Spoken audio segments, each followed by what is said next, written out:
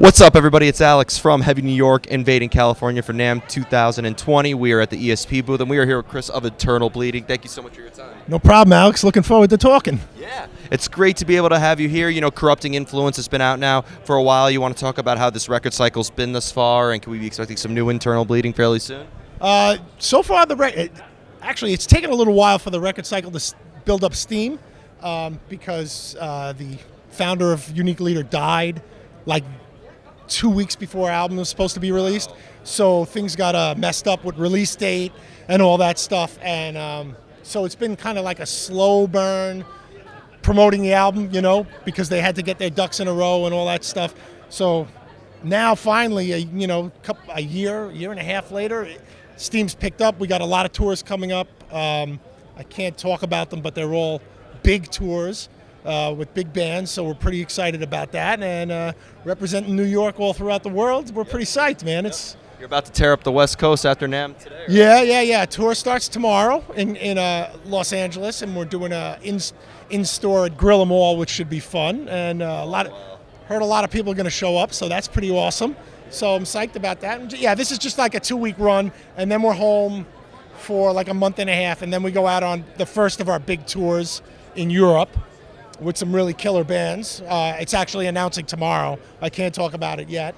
And then we're home again. Then we're out again in July to Europe to do European festivals and a little tour. Then we're home, and then August we're out again with another band that I can't mention right now, but it'll be announced soon enough. So very exciting. And now the album's really going to get the push that it needs. Yeah. So, and our set is pretty heavily dominated by the new album songs, along with like the classics, you know, from the last 6 albums or whatever.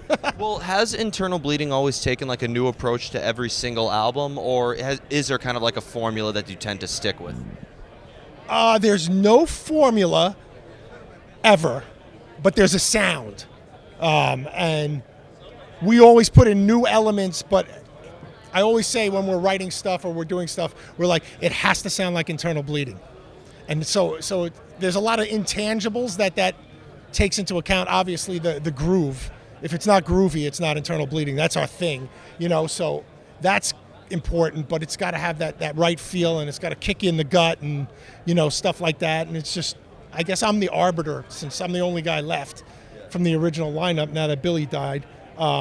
I'm the arbiter of what sounds like Internal Bleeding. So, but everybody tells me, and we're doing obviously the right thing, everybody tells me with this album, wow, it's so much more advanced, but the minute you put it on, you know it's Internal Bleeding because it's got those trademark groove riffs, you know, and that's it. It's that trademark groove thing, you know, that we've got, you know, those groovy slams that we have that nobody else can replicate or do, you know. That's an IB thing, and I don't know. I guess that's a formula, but it's not a formula. It's just how it comes out, you know. Now, mention being like the only member of the original lineup, but like, has working with multiple musicians throughout Internal Bleeding maybe help expand your sound or even teach you some new things? Oh, it always teaches me new things. That's the one thing. I mean, if I take an upside to the lack of stability of the band, hopefully this current iteration is the end of it. I've always learned new things. When I played with Guy, who was in Suffocation, you know, before he was in Suffocation, he was in IB. Before that, he was in Pyrexia. You know, Guy taught me a lot of stuff that I didn't know, and he was a better player than me, so he made my playing 100 times better. Chris plays differently than I do, and I've learned a lot of stuff from him because he plays differently, so I pick up his influences, and then I do, I write a riff, and I'm like, Chris says, you know, oh, that's something I would write. I'm like, yeah, because I kind of picked up influence. Well, yeah, you know, and he does the same thing to me. He writes riffs, and he'll name one of our albums. He's like, oh, you know, this is the Driven to Conquer riff. I stole it from this album, you know. So it's cool, you know. I always learn new things. That's awesome. And grow, you know, because as a musician, the primary purpose is to grow and get better at your instruments. So that's what I think, like I said, is the only upside of losing members. Of course. Yeah. And I have 2 more questions for you, but, you know, coming from the Long Island, New York, you know, death metal scene with Pyrexia, Suffocation, you know, Malignancy, Dehumanize, all these great bands, I'd imagine, you know, starting Internal Bleeding in the area that you did, it had to have been a little bit easier. It seems like there's a really thriving community, even still, in New York to this day. Oh, yeah, definitely. the scene was really good back in the early 90s when we started. So there was just people around who wanted to do it, and New York City was right there, and all the great shows were in New York City. The vibe was awesome. So yeah, it was pretty easy to start. Finding musicians who fit with me was difficult, but there were a lot back then. There were a lot to choose from. So, it was great. And the scene was just, oh man, so good back then. Shows were sold out, packed, crazy, violent. I mean, Venues burned to the ground. yeah, exactly. It was good times. And it's still pretty good, but it's nothing like it was. Well, as long as if there's pissed off people, there'll always be a scene. Yeah, exactly. It's all good. We just played a local show before we went to Japan, and it was like a last minute thing, and it was packed. So we had a great time. All the bands that we played with ruled. They were all great. So it's still alive and kicking. Awesome. Yeah. And the final question is, let's do a gear rundown. You mentioned you're endorsed by ESP right here. Yes. So I play ESP guitars. I'm also endorsed by PV.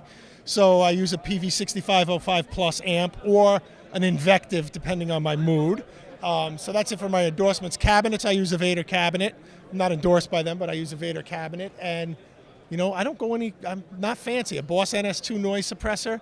And when I go to Europe, I use what do I use? I can't remember the name of it now. We're in the middle of an interview and my nerves got to me. I can't remember. Oh, tight metal pedal. So that pedal saves my life in Europe because that becomes my amp, my distortion when I'm in Europe. When I'm stuck playing a low gain head or something like that, I can use that, and it's just sounds like a PV 6505. It's awesome.